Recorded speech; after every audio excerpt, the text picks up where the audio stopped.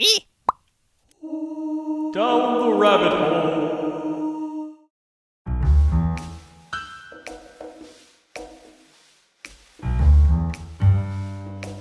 When first viewing one of the gameplay demos from Star Citizen, it can be easy to feel overwhelmed. The environments are detailed and beautiful, the flying is satisfying to watch, and the seamless transitions from space to a fully rendered planet are stunning, as is the ability to walk around the ships while they're being flown. A quick glance at the game's website reveals that they have raised almost $130 million and counting, while another section claims that there are numerous A-list actors for it. Searching for information online will generally turn up both zealous support and staunch opposition, along with tepid, dubious interest. These searches will often leave the question largely unanswered. What exactly is Star Citizen?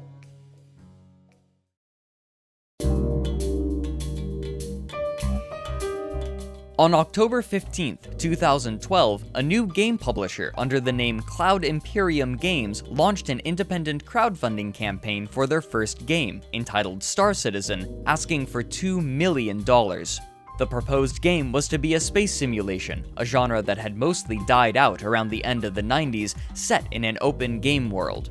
The campaign states that, quote, "It's a complete universe where any number of adventures can take place, allowing players to decide their own game experience. Pick up jobs as a smuggler, pirate, merchant, bounty hunter, or enlist as a pilot, protecting the borders from outside threats."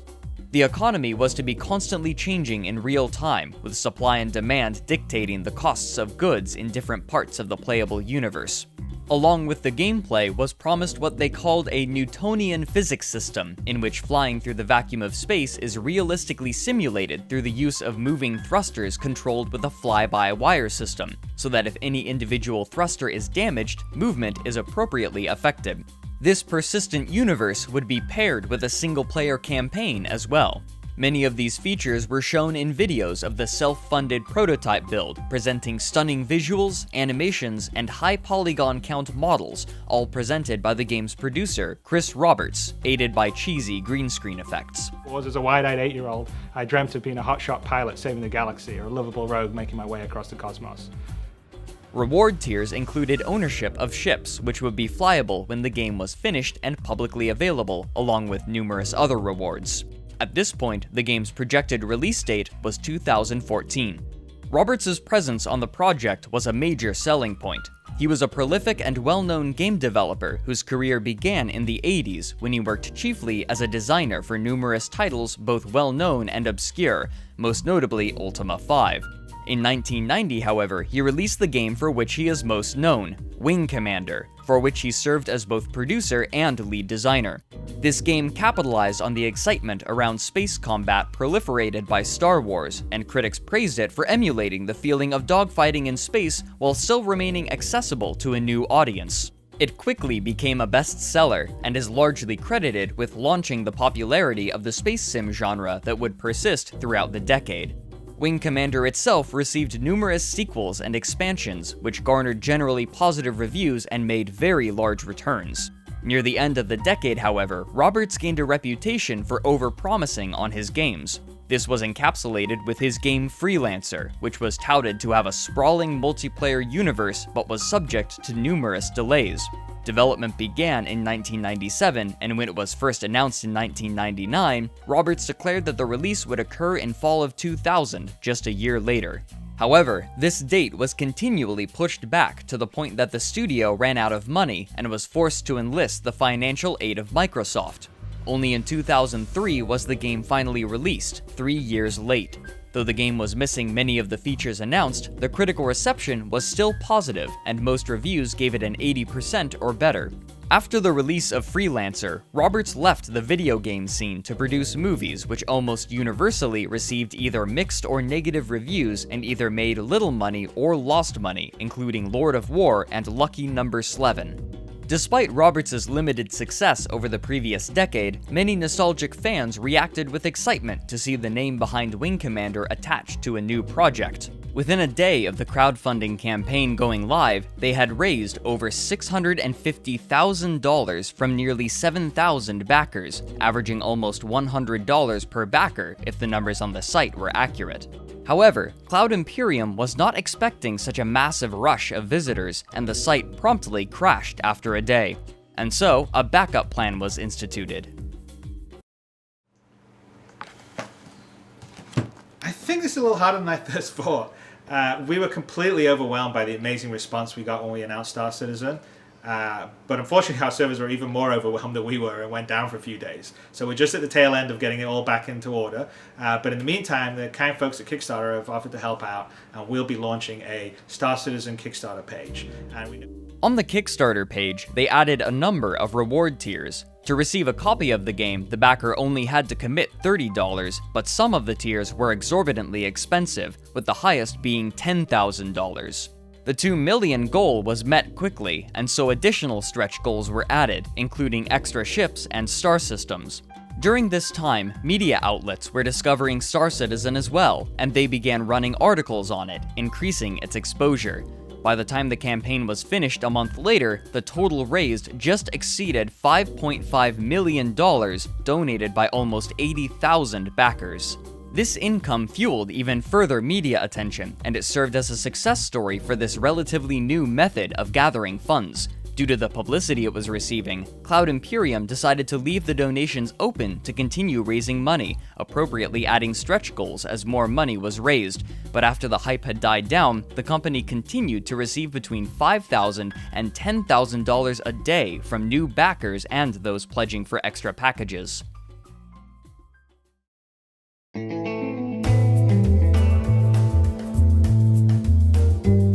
During this time, Cloud Imperium expanded production, working out of 2 different offices in 2 different locations, both in America. The smaller and quainter one was in Austin, where the team began work in January of 2013. The other was in Los Angeles, into which the rest of the crew moved in April. Throughout the rest of the year, regular updates with steady progress were posted through the website and through their YouTube channel, with videos on ship designs as well as interviews with developers. On August 24, 2013, these updates culminated in the first module released for Star Citizen, the Hangar module, which was revealed at Gamescom in Germany.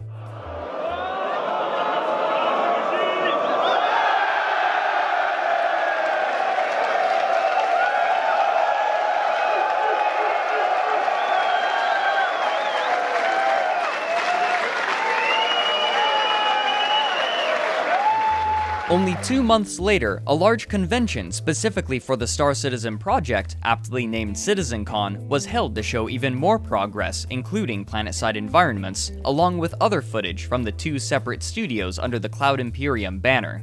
However, with this celebration came some worrying news. On December 16, 2013, Chris Roberts released a public letter stating that the game's dogfighting module would be delayed indefinitely. "We had 2 choices," he explained in a letter to the public. "Either fork development and spend time building something that would involve throwing away work in order to meet the December deadline and deliver something that wouldn't have the level of polish I'm happy with, or stay on course to build something that would lead directly into the finished game." Though funding had already been steadily increasing over the course of 2013, the release of the Hangar module would catapult the funding past $35 million by the end of the year, with the company having grown to a total of 48 employees, with another 91 contracted from other companies. Turbulent was hired to help design web tools such as the Star Map, and IllFonic was hired to create the first-person shooter module entitled Star Marine. At this point, IllFonic had not yet released their infamous game, Sonic Boom: Rise of Lyric. With the game's release date less than a year away, backer money continued to flood in, and in January of 2014, a new office was opened in Manchester, England, specifically to work on the single-player campaign, Squadron 42, while the other offices quietly continued on their work through to the next year. However, the scope of the game had increased immensely, with more ships, more features, and more occupations being announced as more money was received. Many accused Chris Roberts and his team of feature creep, a phenomenon wherein a project's scope becomes far more than ever can be delivered. The difference here, however, was the project's budget was continually fluctuating, and as it grew, the ever-ambitious Roberts saw the possibility to create something even bigger and better, but it was taking time to build his team. As 2014 began, updates became vaguer and less frequent. Video of ships in production seemed to slow to a crawl, and the most revealing show on their YouTube channel became the 10 for the Chairman series, where Chris Roberts would answer questions sent by subscribers who were paying extra money for more detailed updates on the game. These 10 questions, however, were not often accompanied by any images or video footage of game assets, and left the audience largely disconcerted. Much had been promised in the stretch goals, and suddenly, progress seemed to be slowing.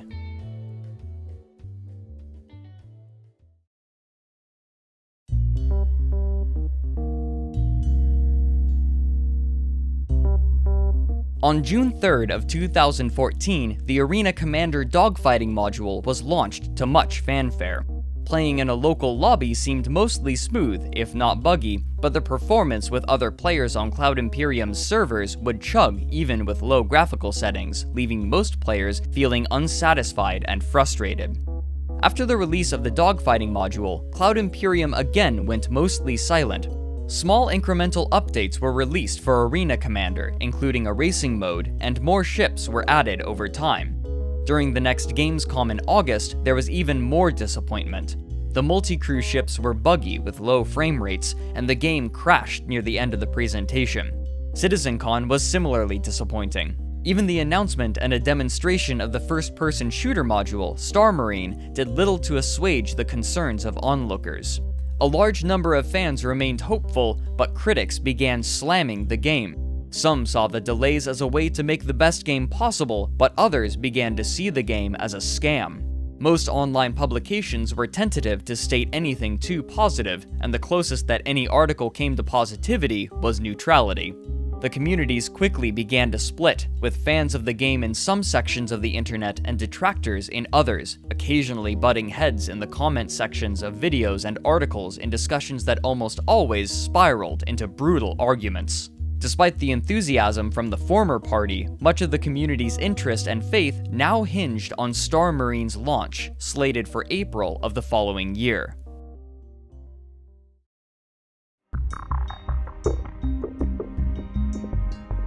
To make matters worse for Cloud Imperium, two games were beginning to muscle into Star Citizen's arena that year, Elite Dangerous and No Man's Sky.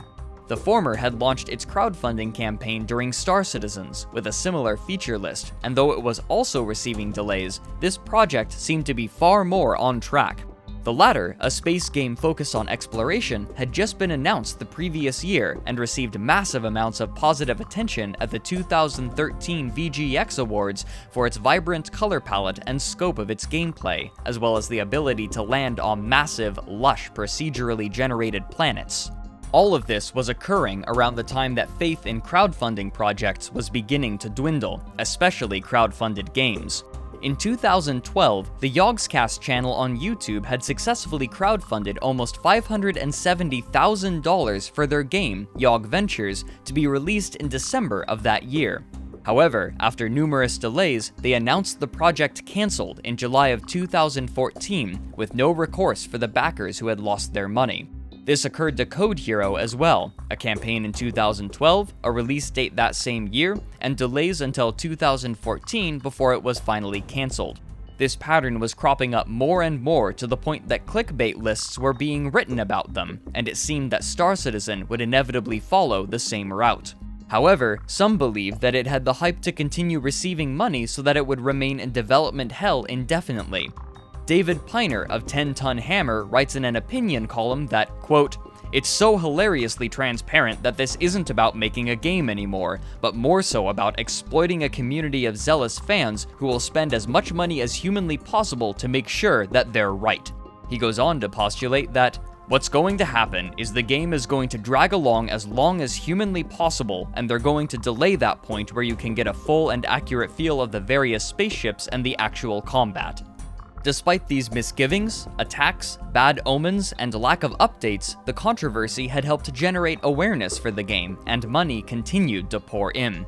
To help promote growth, Cloud Imperium Games began holding what they called concept sales, with detailed descriptions and concept drawings of ships so that backers could pledge money to receive them upon release of the game. Despite Star Citizen's tarnished reputation, the total amount of money raised had nearly doubled from $35 million to over $68 million, while the number of full-time employees had grown from 48 to over 161, not including contractors. This, however, was not the worst press that Star Citizen would receive. As Star Citizen's funding grew, their public opinion worsened. Predictably, Star Marine was not launched in April of 2015, but unlike the dogfighting module, Star Marine as it was made by IllFonic Studios would never make it into the game. Cloud Imperium had decided early on to use the Cry engine as a base, but would heavily modify it. Due to a lack of communication between the game studios, IllFonic created a version of the first-person shooter module that couldn't be used for Star Citizen's heavily modified engine, and Cloud Imperium made the decision to scrap all of the work that IllFonic had done, deciding instead to redo the code. The map assets that IllFonic designed had to be scrapped as well, because they had been built to the wrong scale, another casualty of poor communication. These, along with a myriad other issues, caused a mutual antagonistic split, and Cloud Imperium Games chose instead to create the first-person shooter module themselves, from scratch. To ease the burden, Cloud Imperium launched a fourth studio, this one in Frankfurt, Germany, to assist with back-end coding.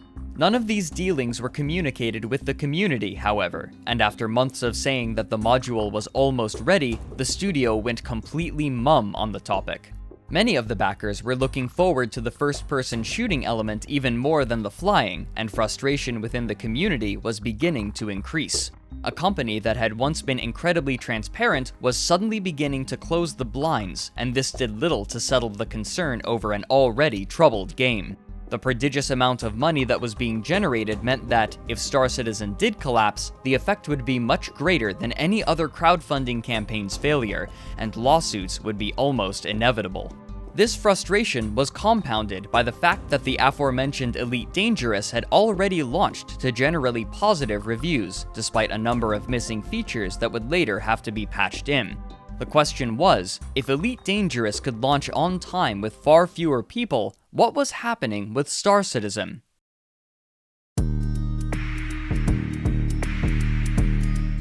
On October 1st, 2015, an article was posted to the escapist online nerd culture magazine entitled "Star Citizen Employees Speak Out on Project Woes." Here, the author states that she had been contacted by 7 ex-employees and 2 current employees, all unnamed, interested in airing their grievances after an earlier article she wrote had attracted their attention. One of her sources said that the game became, quote, more about the campaign and less about the actual game. Another one admonishes the scope of the game, saying that, quote, $90 million for what he's pitching, even with a competent leadership, you couldn't do. Others noted the poor working environment. I couldn't take it, says one of the sources. It was by far the most toxic environment I have ever worked in. No one had clear direction about how to do their jobs well. Pertaining to the money spent, the author explains that, quote, several different sources have indicated that the company has already used the majority of its funding, but not much has been created to show for it. The number most often received from people has indicated that, currently, the company has less than $8 million of what was raised from the crowdfunding efforts left. They also universally had visions that the studio, as it was, would either fail or be bought. The most brutal attacks, however, were leveled against Sandy Gardner, the vice president of the company, and Chris Roberts' wife. One source alleged that she spoke about a potential hire, saying, quote, we aren't hiring her, we aren't hiring a black girl. Another source stated, quote, she would write emails with so much profanity. She would call people stupid, retard, faggot, accuse men of not having balls, and she was incredibly hostile to other female employees. Many people took this story as confirmation of much they already believed. However, the following day, a letter was issued by the co-founder of Cloud Imperium Games, Ortwin Freyermuth, disputing the claims made by the sources as well as attacking the credibility of the sources themselves. He says that, quote, You have violated the most basic rules and ethics in journalism in failing to properly vet your sources and providing the affected party with an opportunity to refute these ridiculous, highly slanderous, and easily disproven allegations, and we have indications that this was not a bona fide act of journalism protected by the rules applying to the free press, but rather a conspiracy between the author and third parties with the deliberate intention of inflicting emotional distress and financial harm on the individuals and entities concerned. The allegations of racism are attacked first, stating that, quote, Mrs. Gardner has personally hired 2 African American staff members who currently report to her.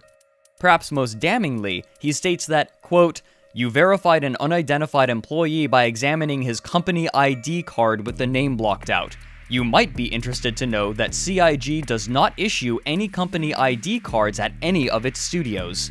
The letter also voices Freyermuth's belief that the person behind this conspiracy is Derek Smart, and Chris Roberts aired this belief in his own, more impassioned letter.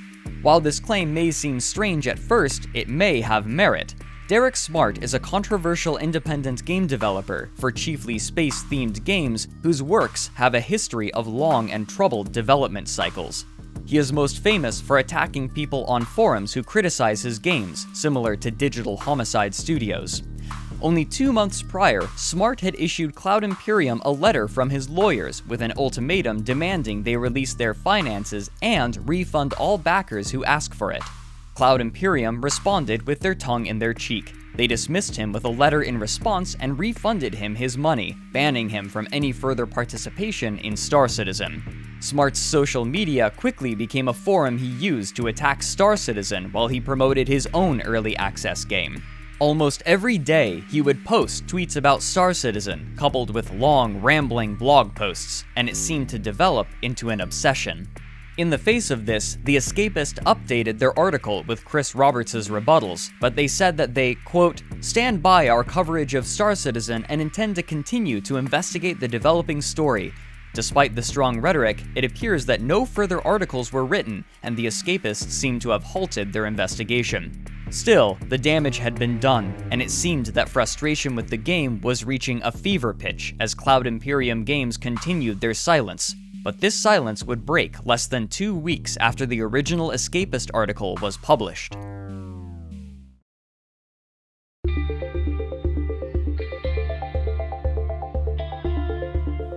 On October 10th, 2015, Cloud Imperium put on CitizenCon once again, but expectations were mixed. Some were excited, while others couldn't forget the disappointing showing of the previous year.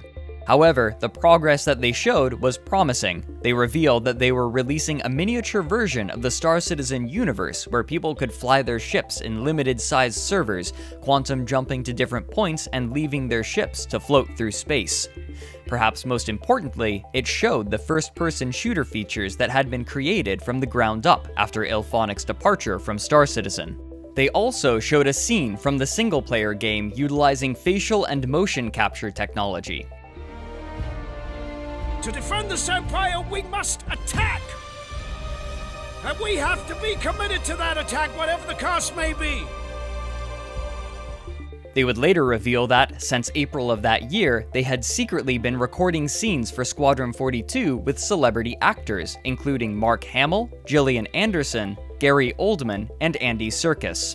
After the clip, they stated their intended release date as the final quarter of 2016. They revealed the first few minutes of Squadron 42 as well, showing off the interior of the largest ship to be produced so far, which holds a crew of 50. Viewers were dubious as to the release date for Squadron 42, as well as the release date for the miniature universe, which was slated for December, approximately 2 months after CitizenCon. With uncharacteristic timing, however, the miniature universe was released within the slated timeframe, with access to a few different space stations. Along with this, a video showing off their new procedural planet tech had been released in a video called Pupil to Planet in order to show the rendering capability of their modified engine. Both were generally impressive, but many players were still dissatisfied with the bare-bones experience that was on display and felt they had been waiting for too long. Despite this, the progress shown was enough to silence some of the critics, while the footage displayed brought in a horde of new backers. By the end of 2015, the game had raised over $104 million, with approximately $15 million raised in the last 3 months of the year, due in part to the presentation at CitizenCon. The total number of ships pledged at this point had reached over 1.1 million.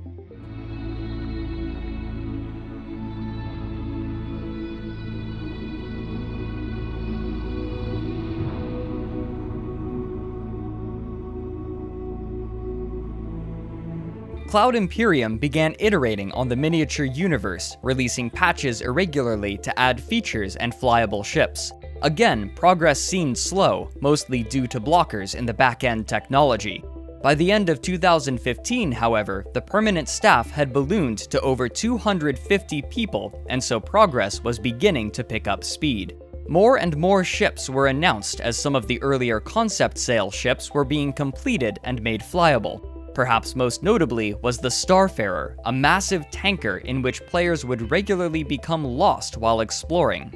In the miniature universe, players marveled at the ability to walk around the ships while others flew and fought, all in spite of large bugs and low frame rates. It was still a far cry, however, from the experience Star Citizen promised in a single massive universe. As 2016 wore on, even more was shown, and it seemed that the progress made on the game was increasing exponentially.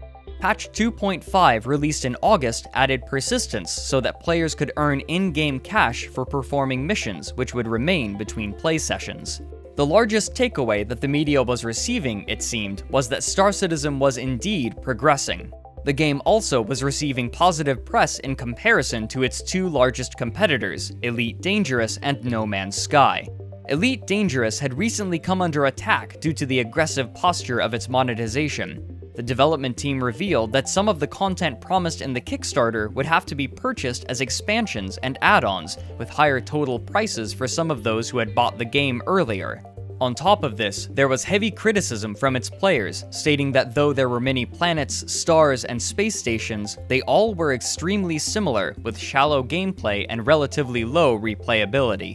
No Man's Sky, on the other hand, had exploded into a full-blown controversy. Very little information had been released to the public by the development team, while an embargo was placed on review copies towards its release. The developers claimed that this was to maintain the mystique of the game, but when it was launched, it seemed clear that the embargo was because a wide swath of the content promised by the small independent development team was missing. The beautiful environmental effects and complicated wildlife interaction from the gameplay trailers seemed to be entirely absent, and the interstellar trading was nowhere to be found, much like the massive space conflicts and dynamic loyalty systems. In short, the trailers masquerading as gameplay footage were entirely constructed cutscenes rather than generated by the game itself. The majority of the game's audience felt that the studio had lied about massive portions of their game, and an absurdly long post on Reddit was circulated, cheekily entitled "No Man's Lie," with a list of promised features missing from the release. The limited content made it difficult to justify the full $60 price tag. The game has mostly negative user review scores on Steam with 31% approval, while the recent reviews place it as overwhelmingly negative at 9%. After this dismal reception, the game studio went entirely silent, and little has been heard since. In the face of the disconcerting and disastrous responses, respectively, the gaming publications and avid space game fans turned their hopeful gaze to Star Citizen. The timing could not have been better for Cloud Imperium, as they were about to perform two of their biggest reveals to date.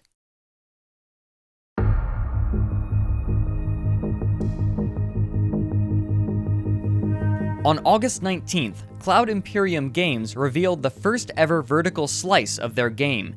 Though many features of the final game were missing, the demonstration lasted for over 50 minutes, showcasing numerous features including facial animation capture, mission systems, and user interface. Just like their other presentations, a man on the side of the stage was playing the game, going through rehearsed motions. This time, however, it seemed almost to be mocking No Man's Sky. Perhaps most importantly, however, it showed the planetary technology that had been developed.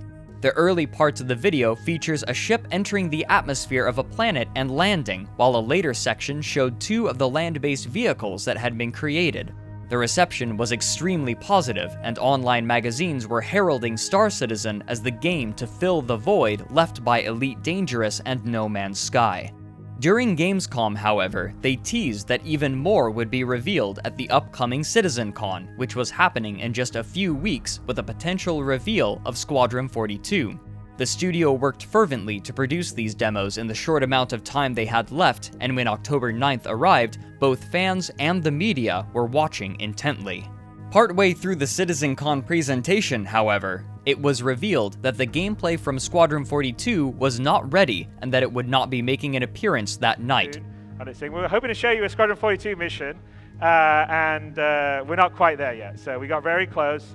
The team worked really hard, but we don't want to show it until we say this is what it's going to be like in the final game with all the polish. What they were able to show off, however, was just how far their procedural planetary technology had come.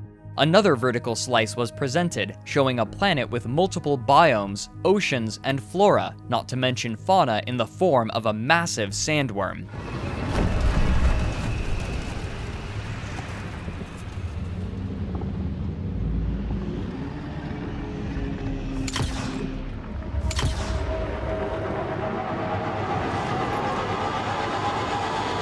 After the half-hour-long vertical slice demonstration, it was made clear exactly what they meant when they said they were making procedural planet technology. Rather than having a key generate an entire planet, like its competitors had done, Star Citizen's technology was a tool for designers to craft planets.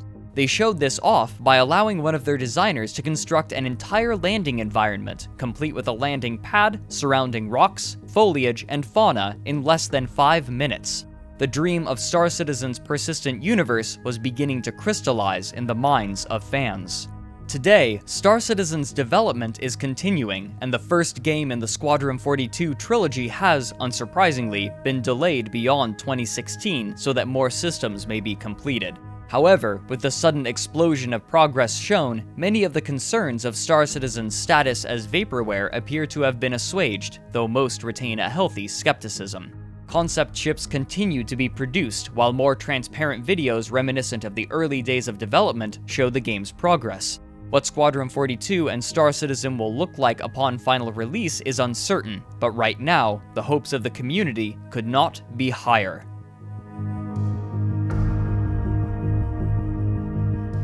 Hey everyone, thanks for watching. If you enjoy this series and want to help support it, you can do so through my Patreon. Everyone who pledges $1 or more gets their name in the credits, but there are a couple of higher reward tiers that give access to things such as exclusive audiobooks and scripts for the episodes before they go live.